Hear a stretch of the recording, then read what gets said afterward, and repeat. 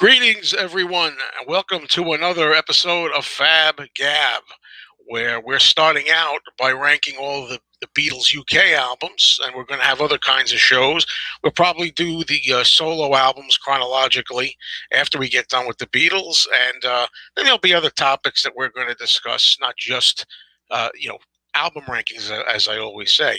I am joined here by my co-host for today, Matthew Street. Hello, Matthew. Hey, hello, Joe. Hello, everybody out there. Great to be here. And Matthew has a channel of his own on YouTube if you'd like to subscribe. Great content. And we're not able to feature Brad today. He's okay. Nothing's wrong or anything. But it's just going to be me and Matt for the show. And that's kind of the format anyway. Kind of loose kind of format here. And that, there'll be maybe different co-hosts different times. So you never know. Okay, so I hope you'll enjoy this. Now, yeah, should be fun. We're going to be talking about the 1964 album Beatles for Sale, or at least the songs on it. And I did not get the date. I mean, usually I know the date. I think it's December in 64. I don't have it handy. I have it. Yeah, Joe, I got it here. It's December 4th, 1964. December 4th, 1964. Yeah, from what I have here, yeah. Matt, a lot of times I'm sure you encounter the same thing when you're discussing Beatles on your channel with people. A lot of times when people rank their favorite Beatle albums, Beatles for Sale is among the least favorites of a lot of people on the near the bottom, near the bottom. What do you think of that? Any opinion? Yeah, I think because of the peak and the level that was attained with the previous album, A Hard Day's Night, was so phenomenal. I mean, all Lennon-McCartney originals, not a bad song in the bunch.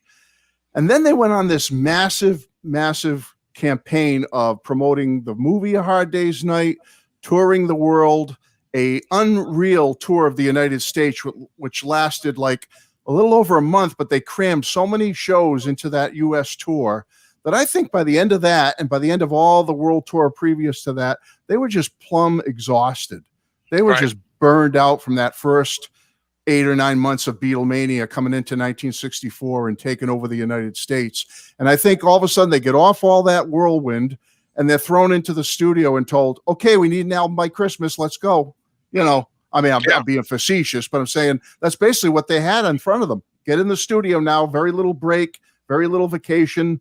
I don't know. I consider this like the tired album. Not that the album's tired. I just mean that their whole physical sense and well-being, they were just burned out, And, yet there were some good originals on here. And I always say that when it comes to the Beatles, even their, maybe least best album would be the best for any other group. They'd be happy to have it. Oh, yeah, it's still excellent. Yeah, absolutely. And I like every song on this album. There's not a song here I do not like. So, again, how do you rank them? Exhaustion, fatigue, and yet they still, like you said, put out an album by anyone else's standards. You can't beat it, Also, there were a lot of covers, a good helping of cover songs on here, whereas the last album was all originals. A lot of times, it doesn't ever matters to me. A good song is a good song, but I think that's why a lot of people tend to maybe think, well, I'll put this one a little lesser because it's a good amount of covers on it. It's funny, right before we came on the air, I was talking to one of my sons. He happened to be down visiting, and he said, I always consider Beatles for Sale to be the album that got, it was the Rodney Dangerfield album. It got no respect. No respect. And I said, and he says, but when you really listen to it and get into it, it's a really darn good album. It's not a bad album. Yep. And let's see what we wind up with here. 14 tracks, Yeah, I'm looking forward to it. I guess I'm going to let you start, Matt, to start. Whatever way you want to do it, my friend. Number 14. I'm just going to get all right. Well, comments. Hold on a minute before we start. Yeah, sure. Yeah, take whatever you like to. Robert S., I'm curious to see how people rank Mr. Moonlight. That's a song that a lot of people often call the worst Beatles song. I'd say it's one of the most controversial ones. And Doc Docus, the top and bottom tiers were fairly easy to rank. I had more trouble ranking the middle bunch. Oh, I can see that, Doc. I can see that. Yeah. And for Diego here, he says, it's actually my second favorite early Beatles album. Really? That's pretty good, Diego. Yeah. All right. So, sorry to interrupt, but no, not interrupt at all. That's the fun of this. We come up with something interesting to say, throw it out there. Don't worry about me. Okay. Number 14 for me. It's funny because who was it that just made that comment about Mr. Moonlight? Where? Yeah. I'm sorry, folks. Robert S. Robert S. Yeah, Robert S. Hi, Robert. Mr. Moonlight is my number 14. And it's funny, Joe, you just made a comment about Mr. Moonlight, or about the album. You said there really isn't a song on this album that you don't like. And I'm not going to disagree with you, but I will say the one song out of these 14 tracks that I will be honest and admit that I do on occasion skip is Mr. Moonlight. It's the only one I skip on occasion. I don't know what it is. It goes back to when I was a kid listening to Beatles 65, which I believe was on in the US.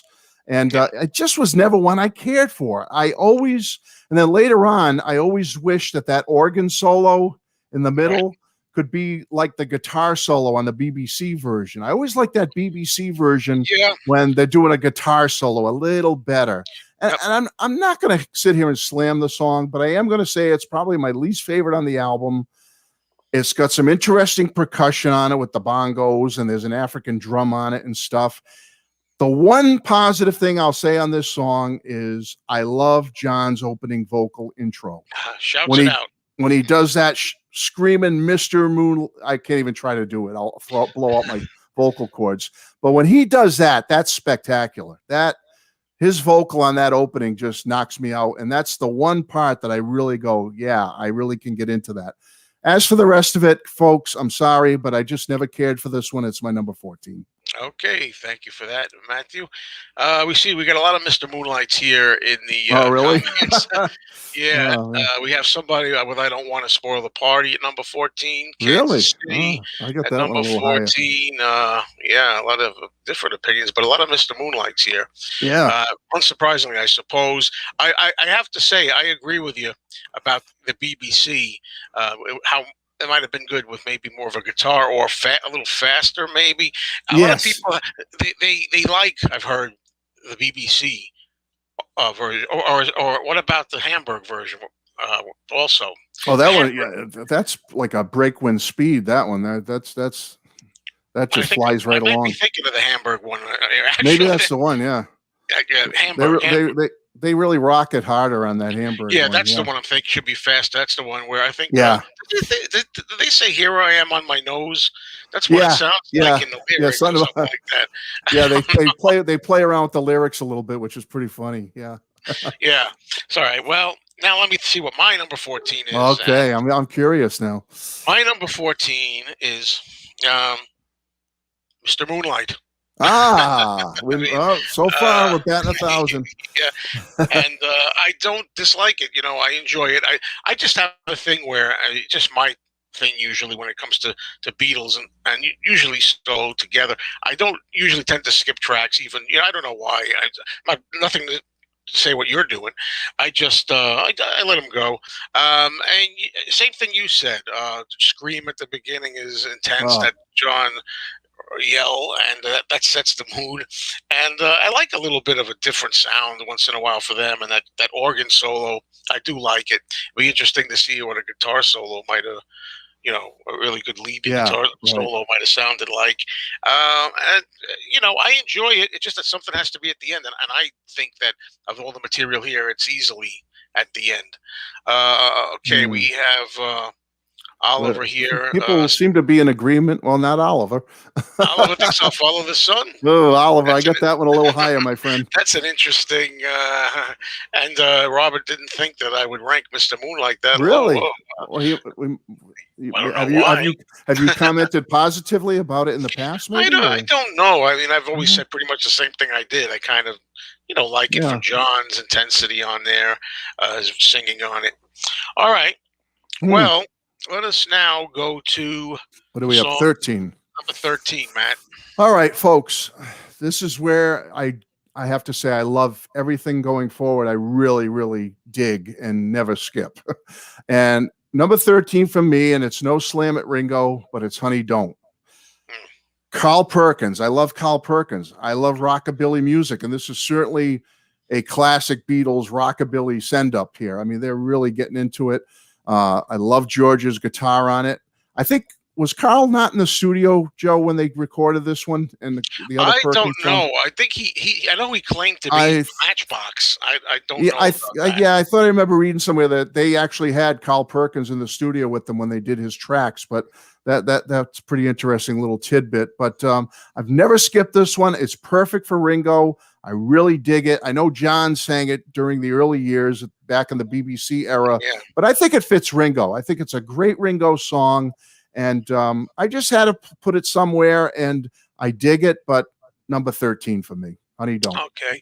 Yeah, I think that it fits Ringo also, and I heard the John version on the BBC. Even though I love John, I don't like it as much as Ringo's. Mhm. But and that could be because I heard Ringo's first, and I was used to that off Beatles '65 in the Oh, good States. point. Yeah. Maybe that's why. All right. So now for me, number 13, I'm going with Kansas City slash Hey Mm. Hey Hey.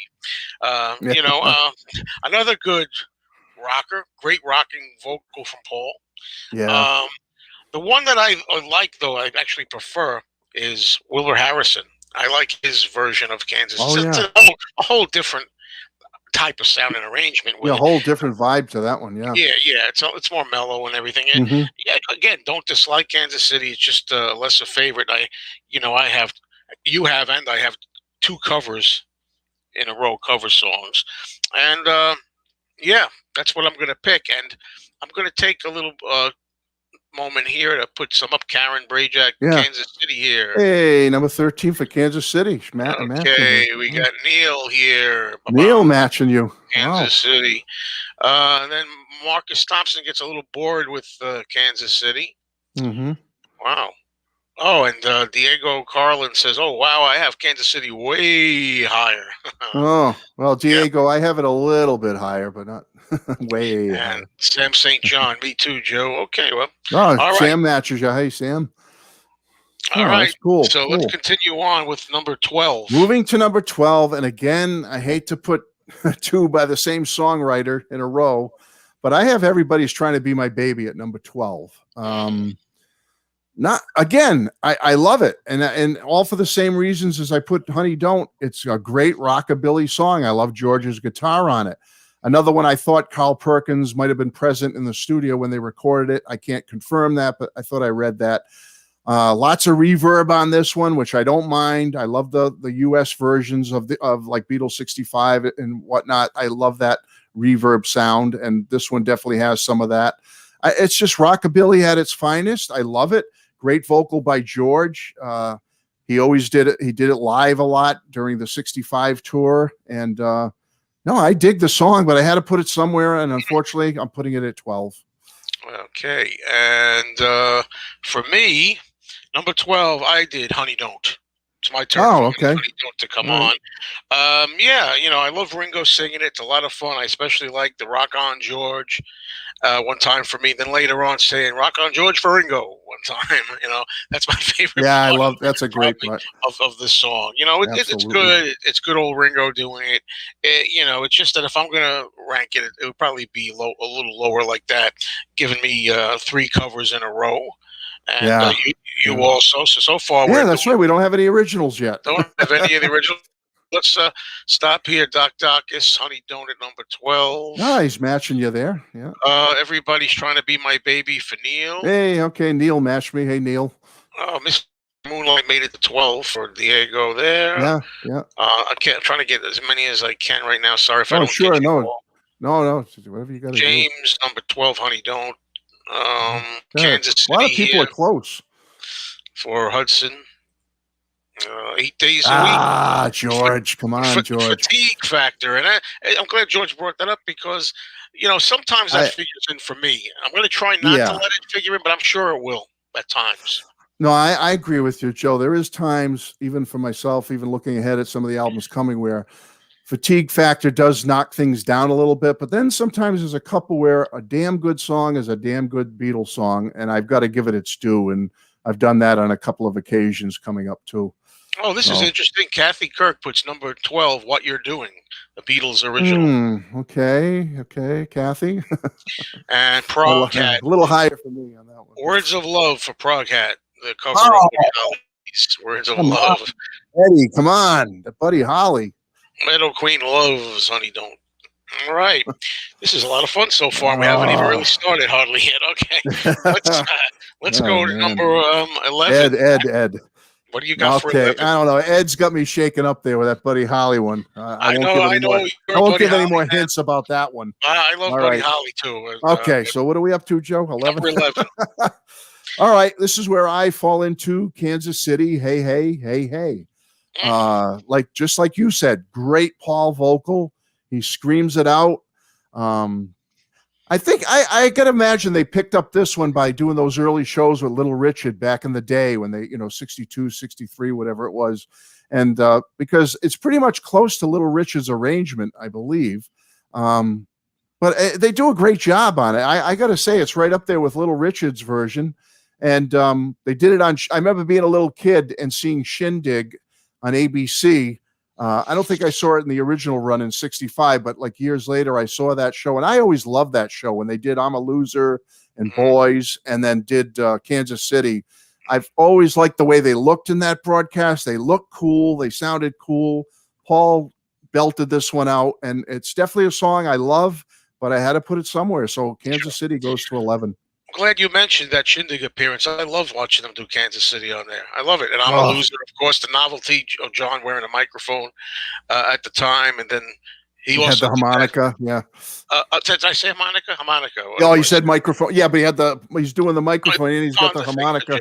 Yeah. I'm looking at. I'm sorry, folks. I'm looking at comments. Very hard for me to think at the same time. Yeah, I meant the harmonica.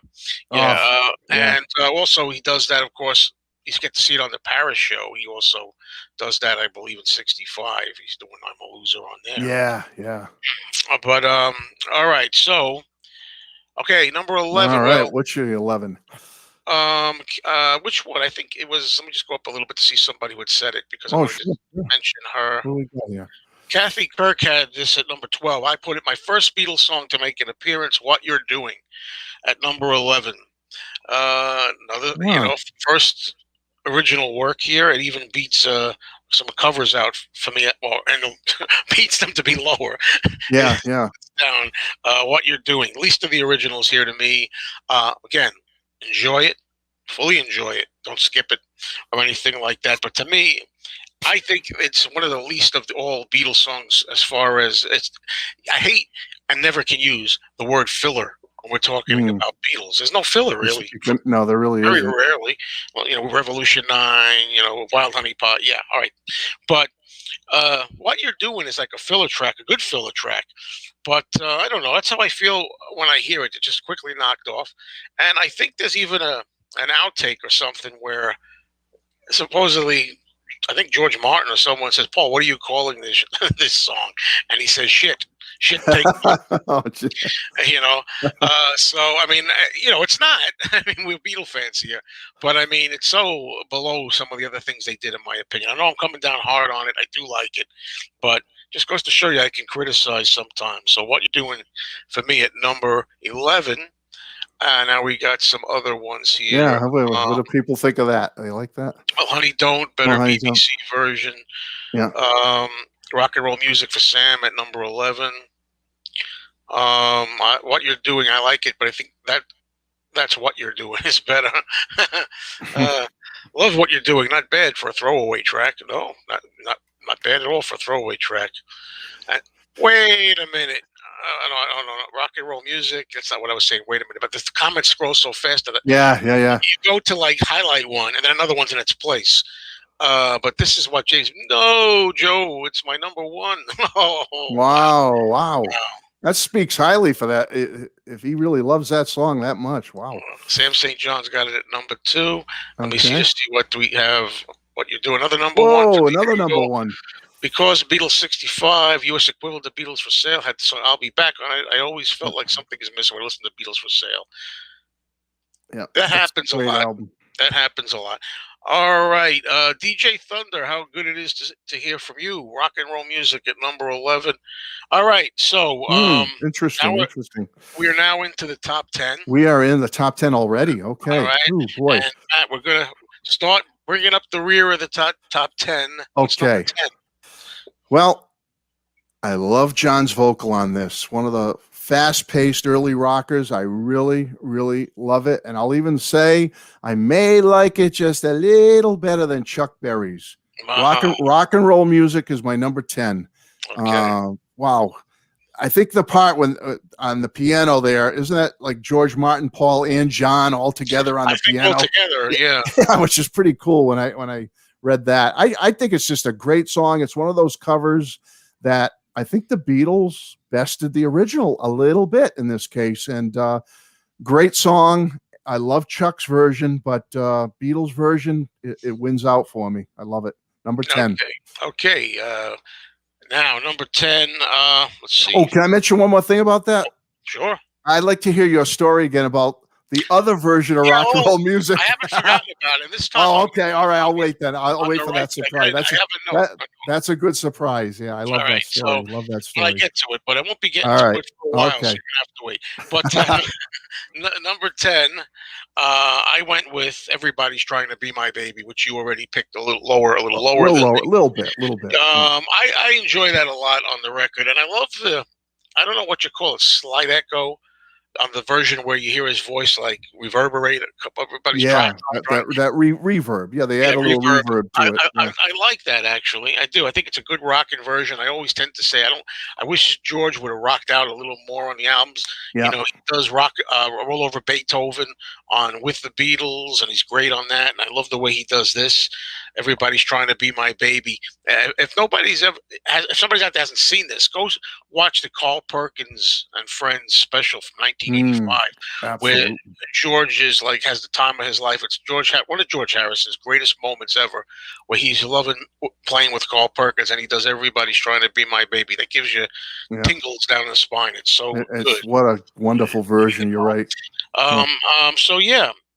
That's my number 10. And I love when you mentioned the reverb. You can't get it any more drenched in reverb than on this version right here. Yeah. Get the US Beatles 65, folks, if you want to hear Everybody's Trying to Be My Baby and it's all its glory right there. We got I Don't Want to Spoil the Party here at number 10. Really? Let's see what we got here. Every Little Thing at number 10 by Tom, Mr. Beatles Pro. Okay, that's interesting. Rock and Roll Music at number 10. There you go, Kathy. Hey, match me, Kathy. Has it there.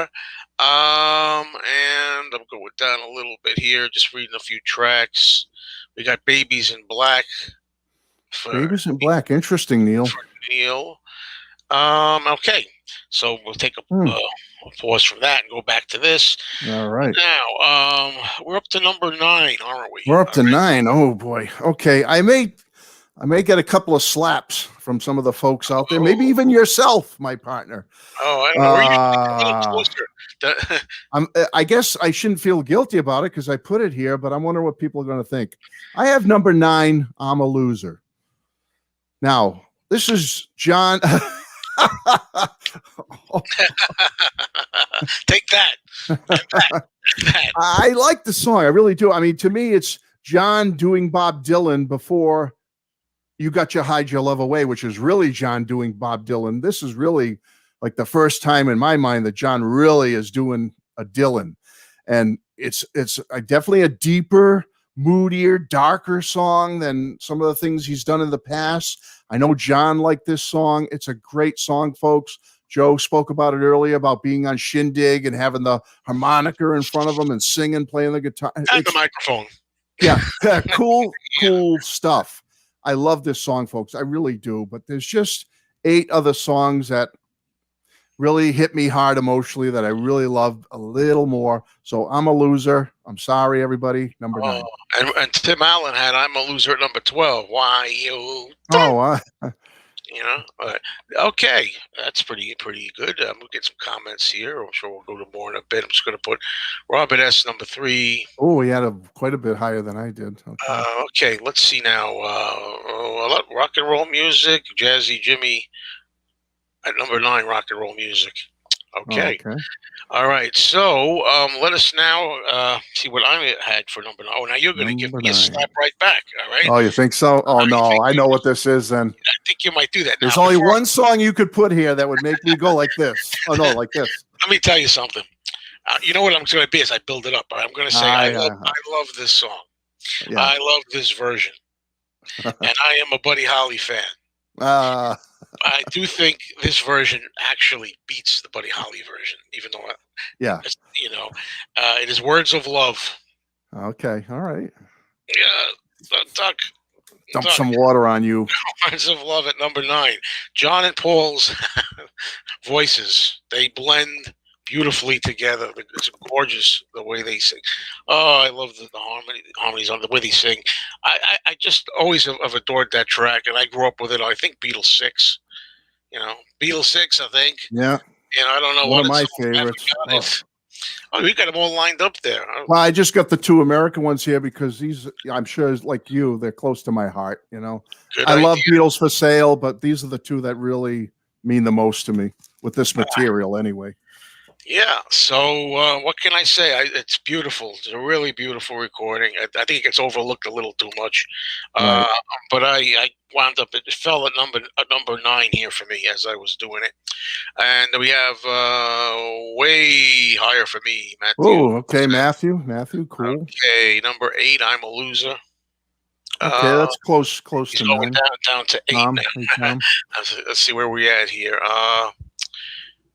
I'm just looking at "Words of Love" is one of those songs where I think George is lead vocals. Oh, really? It is John and Paul, isn't it? I'm losing my Oh, mind. yeah, no, it's Sean and Paul doing close harmony. Sometimes you second guess here. Really, yeah, really harmonizing tight. I agree with you, Joe. Okay, Anthony, that's okay. Anthony. And all right. So, Nathan Strong says Mr. Moonlight for him. Oh, he's got a bit higher. Right. Okay, Nathan. Right. So now we're at number 8, and we're going to start off with you, Matthew Street. Okay.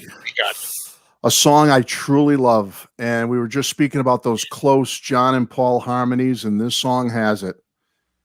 Every Little Thing is my number 8. I love the song. I love Ringo. I think could this be the first time Ringo played the timpani? That big timpani. Yeah, yeah. That's the highlight. That's the highlight. I love that. On the back yeah. Beatles 6. Yeah, it's got a picture of him with it. Great. I just love the song. It's just, like I say, the harmonies are great. That little country and western guitar stylings by George in there. I just love it. It's a beautiful little song, and really not much more to say about it. It's just that it's a great song, but it had to go somewhere, so it's somewhere in the middle of the pack. Every Little Thing, number 8. Okay, and I'm right with you at number 8, Every Little Thing. Ah, cool. Same thing. We know a lot of times we are like right on there. I really like the song. Again, it's a little simpler to me though lyrically. I don't really care lyrics. It's kind of Yeah. it's kind of, I think the strength of what I really like the best about it is in the music. I love the sound, but it's a little different musically than things they were doing.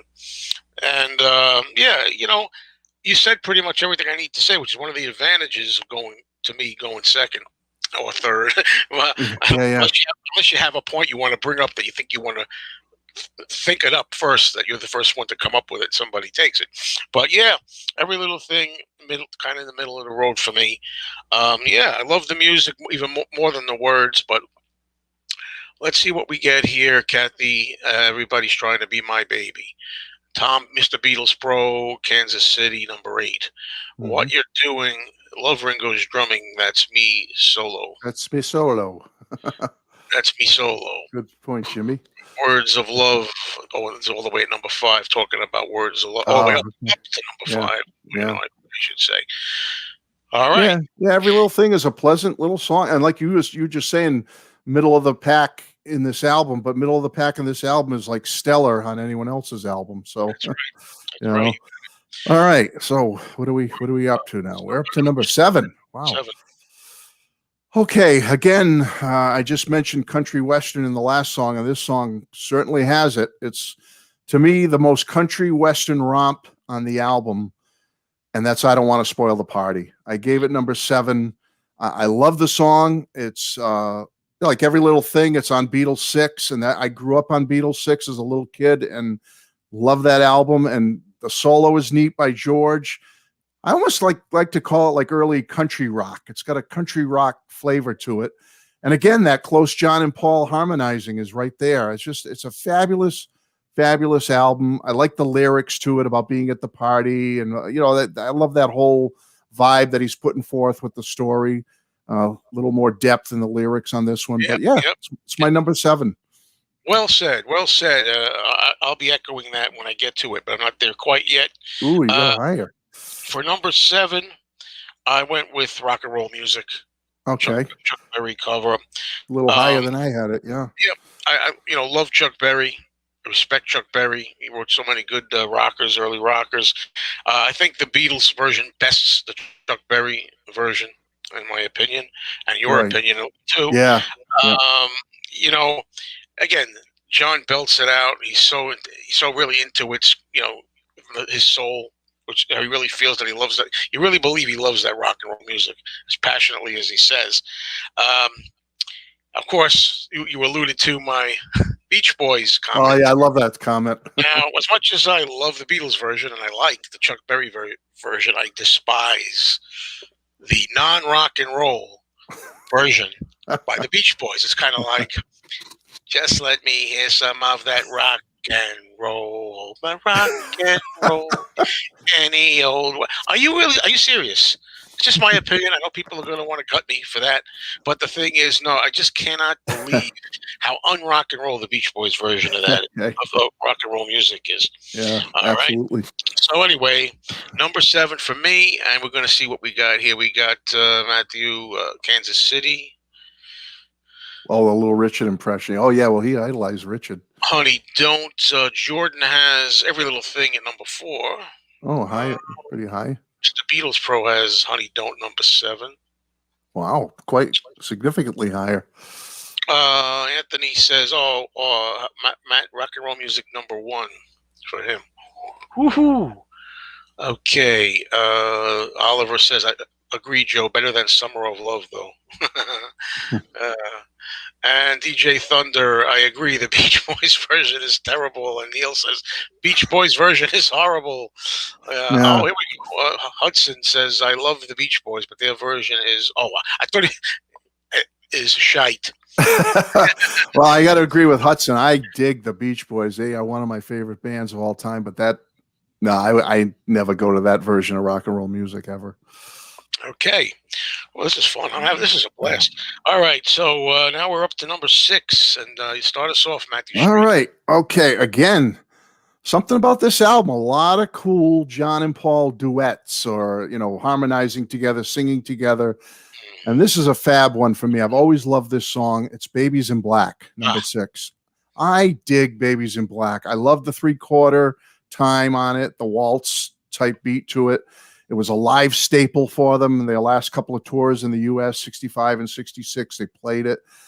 And I just love it. It's just a fabulous little John and Paul song that they just sing it well together. I know some people say the lyrics are a little dark and all that stuff, and that's fine, but just the darkness of the lyrics is offset by the uplifting music to it, so to speak. That little waltz, like dun, da, da, da, da, da, da, da.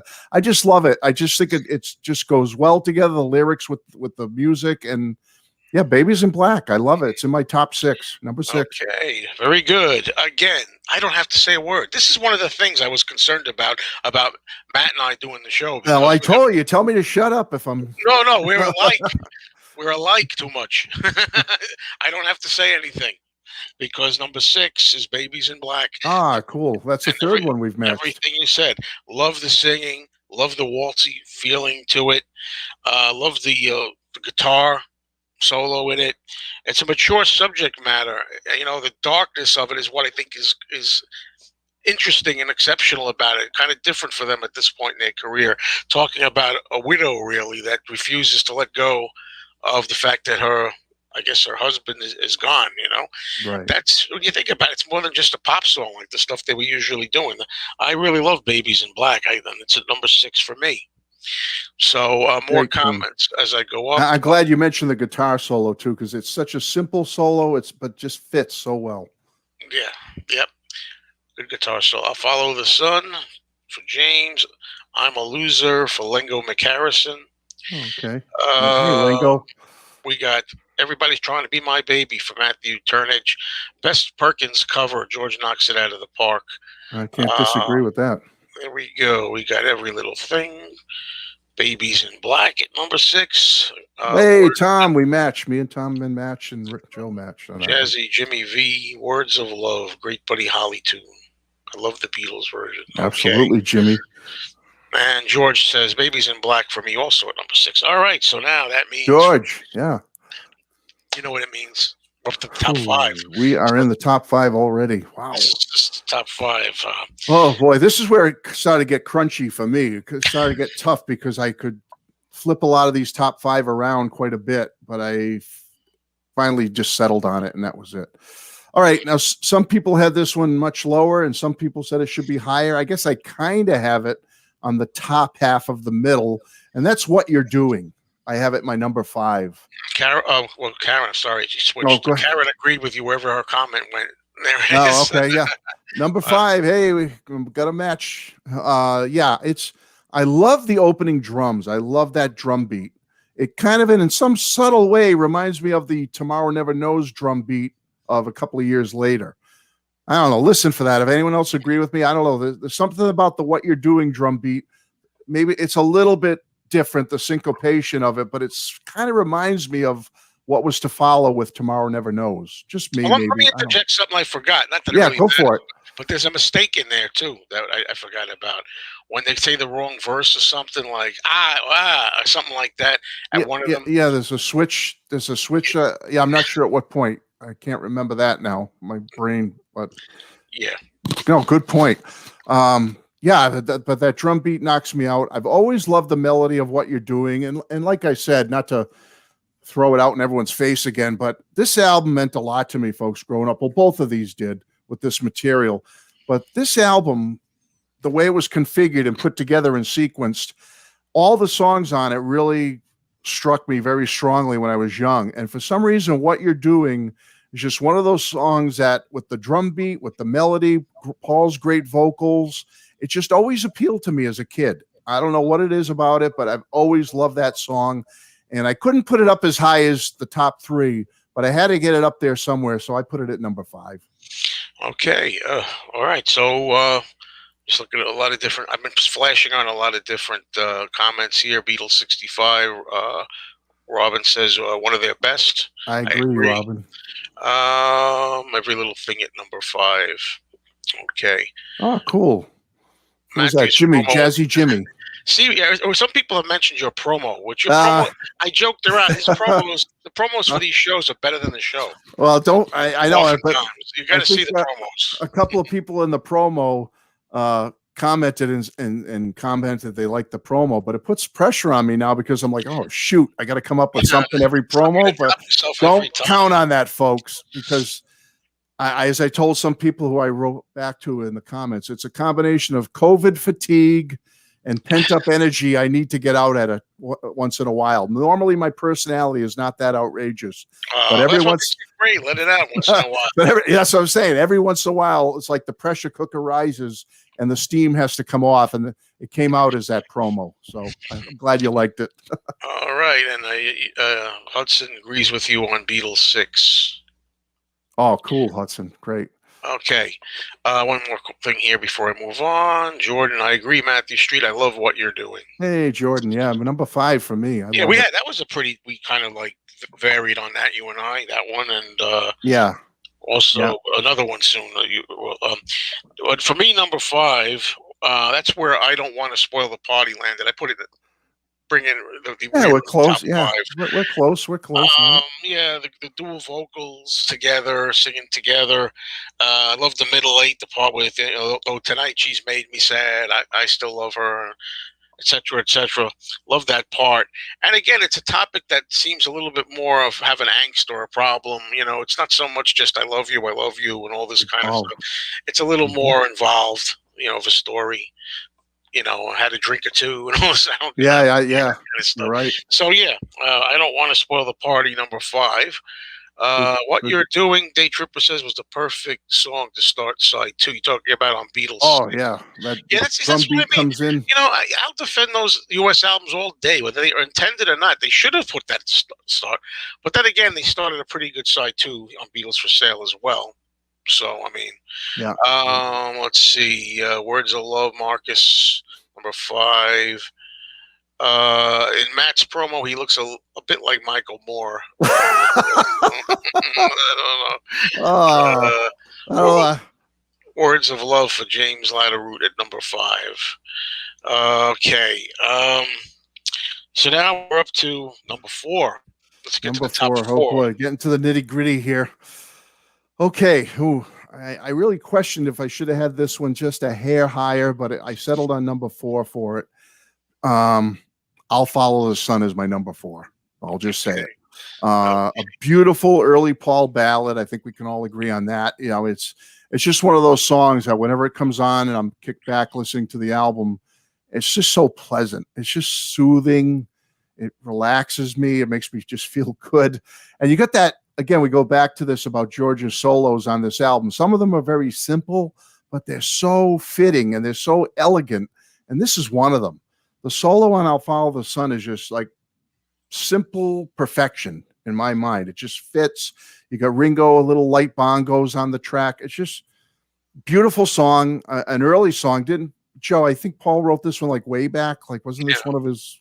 One of the early ones. Yeah, you hear it on those early tapes. That's right. With that, one of those early tapes when Quarrymen, or whatever. Like Quarrymen 1960 or something like that. Yeah. But it's just, this version of it is just so beautiful. So I really had to rank it high, number 4. Thank you. I could sit back and just say ditto. We could be done with it. Right? No way. Number is this 4. Our 4th match? You think I can't keep my head straight right now when I'm doing the comments. It's a lot of matches. I'll Follow the Sun, number 4. Oh, cool. Yeah, I think it's our 4th match. Yeah. Or one of the earliest Beatle things we have that Paul worked on, and it's a classic. It's beautiful.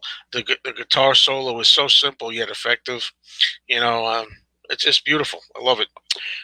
What more can I say? So now, right. Number 4, Every Little Thing for Kathy. Okay. John playing Dylan, I'm a Loser, Sweet Harp. I'm a loser. Oh, geez, I'm not a loser. I have a feeling a lot of people are going to have I'm a Loser a lot higher than I had it. I had it at number 9. But one of the great Beatle covers for rock and roll music. Number 4, Mr. Moonlight. Are you serious? Oh, that's strange. Wow, that's amazing. No, it isn't strange. It's strange, but it's good strange. Good strange. It's unusual. It's different. That's true. I like to have it. I like to have people. Well, wait a minute. Come on, you're kidding. I thought it was. I'll Follow the Sun. See? Oh, okay. I thought it was Mr. Moonlight again. I can agree with that, Robert. You're right, Robert, on that one. What Day Tripper says. I used to go to parties when I was younger, and I'd be standing there drinking, thinking there's nothing for me here, so I will disappear. Hey, it's happened to all of us. Oh, yeah, I remember when Paul did I'll Follow the Sun live. Yeah, that was fun. Yeah. Not a favorite of yours. So, yeah, number 4, I'll Follow the Sun. What else can you say?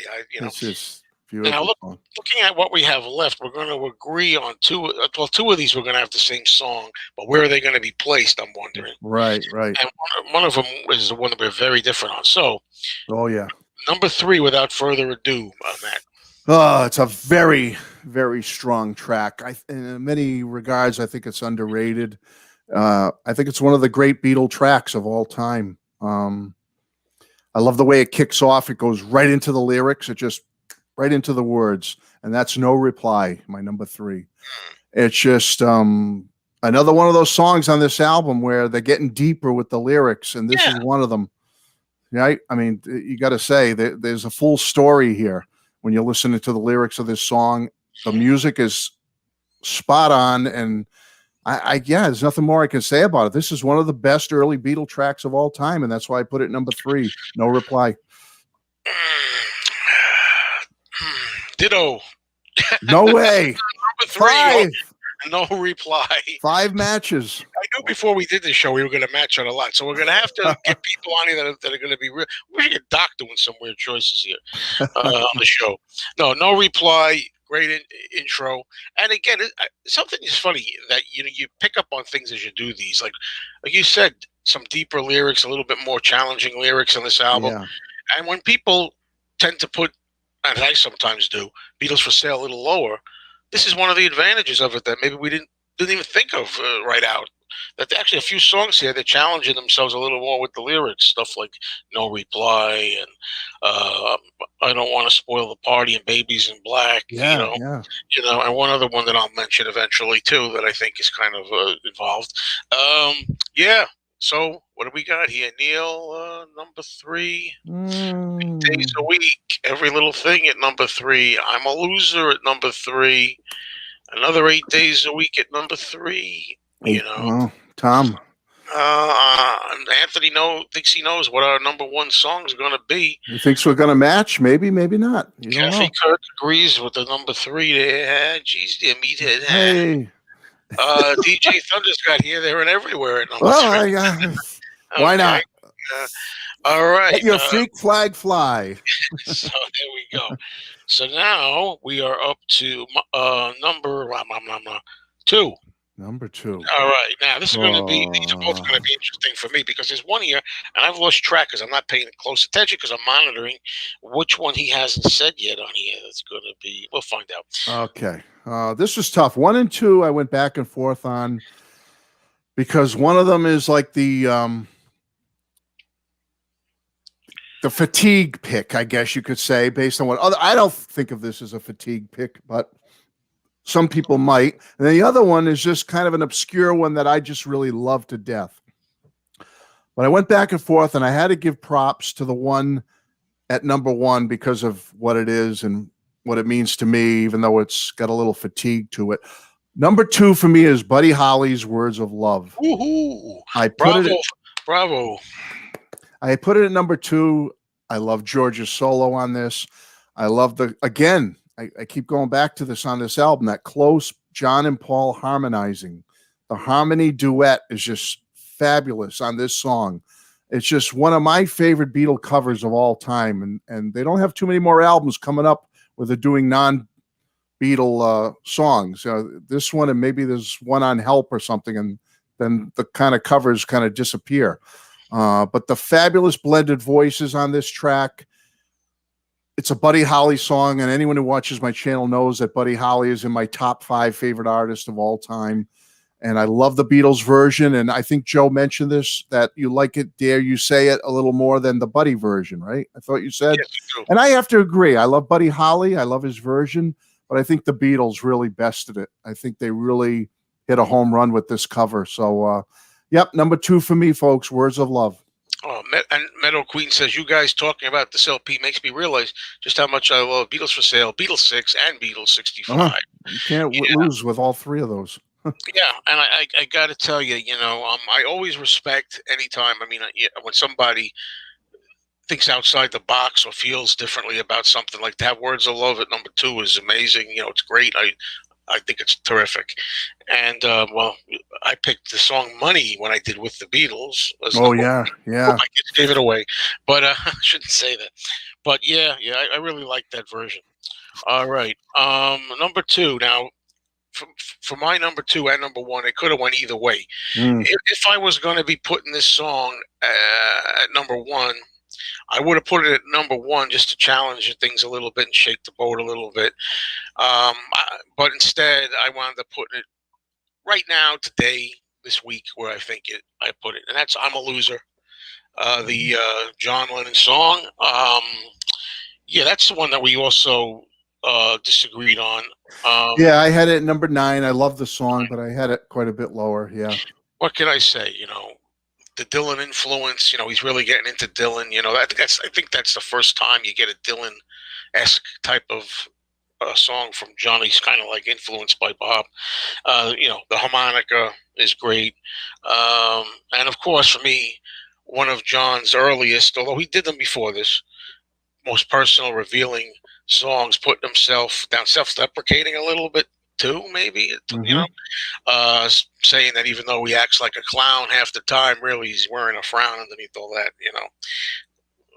Jokiness that he does all the time. And as I hear myself talk, I'm like, wow, maybe Joe, maybe you should have put it at number one. 'Cause I know Yeah. even when I was a kid, even before I really got into the really deep stuff about it, I just liked the overall sound as a kid. I always liked it a lot before I really got into the heavier stuff. So Yeah. that's it. Number 2 is I'm a Loser. You can't go wrong with that. I mean, it is a great song, and I now I'm feeling guilty. but You know, no, yeah, you just yeah, it's a wonderful lyric in Words of that song. Love for Douglas, number 2. Hey, Douglas, we matched. Kansas City for Diego, all the way up to number 2. Oh, Jolly. Oh yeah, he likes the vocals, Mr. Diego. Beatles Pro, I'll Follow the Sun at number 2. Okay, we're close, Tom, on that one. Let's see. Tomorrow Never Knows for DJ Thunder, 70. 8 Days a Week is number 1 for Oliver. Well, that's what we're going to be up to now. So what, Joe? I'm trying to remember. Where did you have "I'll Follow the Sun"? Where was your "I'll Follow"? We matched on that, right? Didn't we? 4. Yeah. Okay, we did. So that was the 5th match. So I have a feeling we're going to match on a 6th one. So yeah, let's do number 1. What's left? We all know what's left. So go ahead, Do Matt. you want to go first? So this time you can. All right, I'll go first. This Yeah, time. so you can steal some thunder. Take some thunder. I don't have any thunder. As a matter of fact, except DJ Thunder. The only thing I have here is it's blank. Actually, that's the only one I have blank. But I figured what I'll say about 8 Days a Week is, this is when again you talk about fatigue. It's like I think I don't want to put 8 Days a Week at number 1. Do I really feel a little tired of it in a way? It's played on the radio and more often than some other early Beatles songs. But no, I got it. If I really was to hear it for the first time now, I think I would really like it the best. It's just a great quintessential pop song and a quintessential Beatles pop song. And I love when you listen to an anthology, Volume 1, when you hear all the different attempts and approaches trying to get it down and everything, that really made me appreciate it even more when I heard that. It makes me long so much for a Bob Dylan bootleg type series, Beatles equivalent, where they put all the early takes out, or a lot of them. So there it is, 8 Days a Week. I almost wanted to put I'm a Loser there just to be more challenging and yeah, I was playing that too with the Words of Love thing, like, do I or don't I? But how can you not give 8 Days a Week its props? I mean, number 1 single here in the U.S. You got that cool fade in, which I don't know if that had ever been done before in a pop song. Yeah, fade in. Yeah, good point. That the way that fades into the song, so innovative and great.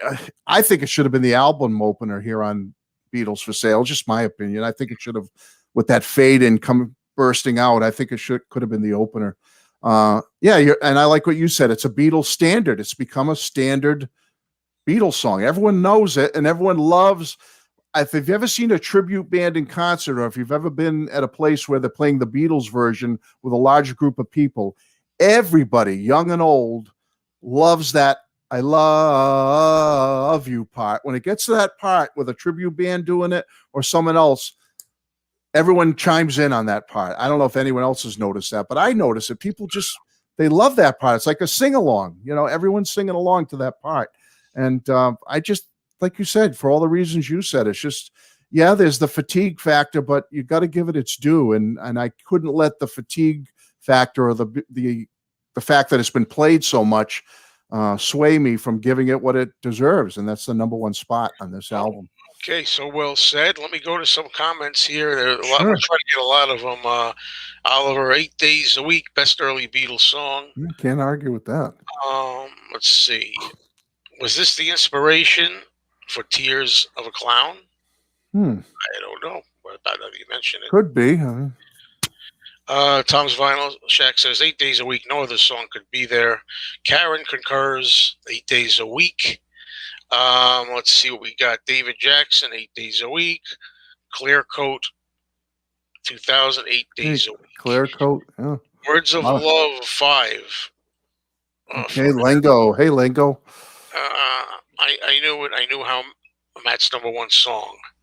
Hey, Anthony, could read my mind. Let's see. Number 1, Words of Love for Brian. was one of the few songs I liked repeated when I got the album. I almost put it there, Brian. I almost did. Let me just go. There's more stuff, but I'm just going to try to get it as much as I can of it. Yeah, we're doing good here. So 8 Days a Week, best song. 8 Days a Week, perfect pop tune. That's a good way to put it. 8 Days a Week. Nobody, no Beatles. That's Thomas true. Says. No Elvis, no Beatles, too. Yep. Well, I just do that for the Elvis people. Of course, there wouldn't be. Maybe. Love how it starts out quiet, but gets louder at the beginning. Yeah. That fade-in's great. Yeah, this is a good point. David Jackson says, amazing it was not a single in the UK. Unbelievable. It's a good point, yeah. It's the single that never was over there in the UK. It should have been. Yeah, I forgot about this. Paul says how he came up with the title from a taxi driver who said that he's been working like 8 days a week or something. Oh, really? I always thought that was a Ringoism. It wasn't a Ringoism? Well, I don't know. That's funny because there's three things I've heard. That's one I heard. I think Paul told that story that he just mentioned. And Ringo, I might have heard that about 8 days a week. But then, yeah, and I was going to say, and this thing here is what I was going to say here, 8 arms to hold you. I remember John once saying there was that help was going to be called 8 arms to hold you, and that's where it came from. I'm like, I don't know about that one. John, yeah, I don't know. I don't know if you're right. I got that right. But who am I to say, right? Let's see. What else do we got here? The falsetto on the word week. Yeah, good point, James. That's great. It's great. 8 days a week, a lot of 8 days a week stuff. Their voices blend together so well on that track. Number one, I'm a loser. I would have put money on you both having 8 days a week in number one. I wasn't even sure myself. But yeah, this is interesting. Tim Allen says no reply. In a lot of ways, I almost wanted to give it to no reply. Yeah. I don't know why. It's because it was number 3 on mine and yours too, right? Yeah, I had 3 too. Yeah. So we were close. Yeah, James Bell. James Bell talks about what you're doing at number 1. Over the years, this has become my favorite track on the album. Love the Rickenbacker 12-string electric guitar riff. Oh, absolutely, James. That's one of the highlights of it. And I had it at 5, so I had it quite high, I thought. Top of most of the pop of most, 8 days a week, Jazzy Jimmy says. Reminds him of his childhood. Yeah, that happens a lot too, we got Sam St. John as I'll Follow the Sun at number 1. That's a good pick, Sam. I had that at number 4. I think Joe did too. Yep, another pick for What You're Doing at number 1. Oh, that's interesting. Great song. 8 days a week is not enough to show I care. Love that lyric. Good line. Yeah, this goes on forever, so I can't do everybody. I'm going from the back up. Okay. 8 days a week. Beatles was such a great album, full stop. Shows the quality of the Beatles catalog when this album is regularly near the bottom. It is amazing. Yeah. Like I said, anybody else would kill to have this their best album. It just doesn't get the respect. But as I say, and again, not to keep flashing, but for me, being an American, I don't know. I love these two with that material than this one. I mean, I love this album because this is the standard now. But as an American, this is my childhood right here, folks. I think somewhere along the line, I said FaB GaB is going to be a show where we're going to not just always do rankings, but we're going to eventually go into topics as well in between here and there. And I'm thinking you and I and anybody else that might fit, if they want to participate, who fits strongly, can do a thing about the U.S. albums. That'd be a lot of fun. Yeah, I'd love that. Because I know we're big on them. Yeah, that'd be great. Sometime, we can plan that down the road. There were a lot of good comments here. Sorry, I can't get all of them, but so this show, pretty good here. We did it's like an hour long. Did really well. Yeah, we hit it right about an hour. So I know I had a great time, and as always, I thank you for doing the show, Matthew. I thank you for inviting me and having me with you. Yeah. So as we say, thank you all too for tuning in, and we've got over 100 people that have been here. Yeah, great seeing everybody. Thank you, folks. And thanks for your comments. Thanks for participating. As we always say, don't know exactly when the shows will be. If they'll be every Sunday, or depending on both our schedules and what we can do them. Sometimes we may not be able to do Sunday. It'll be who knows? It could be a weeknight. Switch them up. Sure, I can do. Whatever we got to do, we'll do. We'll let you know. I'll let you know on my channel, and of course, Matt will let you know on his channel. And I want to make I just want. It's a silly plug, but I want to make one more plug. anyone who has not seen my promo yet Hold for on. this show, go check it out and let me know what you think. Should I cut that stuff out? Don't listen to that. Take a poll. Make a poll. Make a poll. Hey, Brad. Brad, thank you so much for joining us on the comment there. The show. I was hoping you might pop in there. Brad, love you.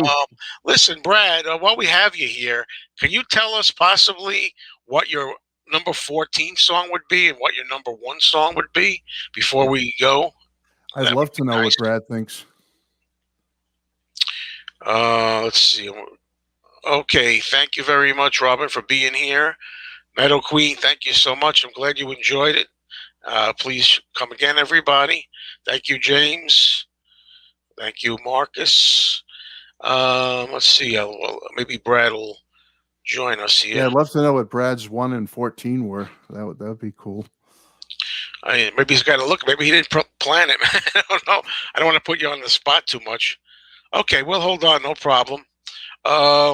Yeah, so what else will we say? So, of course, next time when we're doing this, we're going to do the Help album, the Help album. That one's going to be kind of tough for me because there's maybe a couple, 1 or 2 easy ones where I know exactly where they're going to go, but the most of it's going to be tough. I've always had a tough time with side 2 of that album because it's one of my least favorite sides, and because I grew up with the U.S. album, I just can't handle some of the stuff being on there to this day. Yeah. Even though that's the way they intended it, and that's the way it's supposed to be. Right. I just can't stand It's Only Love being on Help, and I can't stand I've just seen a face being on Help. It's just tough for me, you know. Help is an amazing album. Oh, unbelievable album. Let's see. Wait a minute. It says, I'm sorry. There it is. I'll need help ranking the songs. Absolutely. Okay, Brad's got 14. I don't. Oh, interesting. Joe, where did you have that one? I don't want to spoil the party. Number 5. Oh, okay. I had it at 7. Yeah. Okay. And then I'm wondering what his number 1 is. Are we going to make it unanimous, or is it going to be something else here? There you go. Matt, your promotions are works of art. Laughter is healing. Flying by the seat of my pants, Gino. Believe me, it's all smoke and mirrors. Matthew Smith says hard to hear the song "Help" without the James Bond theme. You know. Yeah, I like that. I grew up with that as well. Yeah. Thank you, DJ Thunder 1970, for being here. By the way, 3-way. Did you see Brad's comment? There it is. I'm sorry. There it is. 8 days a week. It would have been unanimous. 3-way tie. It would have been unanimous on the show. So that's great to know. There you go, awesome. folks. It looks like that would have been interesting. Okay, so who said I had a strong feeling? Anthony says I had a strong feeling since the start of the show that Joe and Matt were going to choose 8 days a week for number 1, Beatles for Sale. All right. ESP, Anthony. Anything else? Not keep the promo going. That'll make you the big bucks.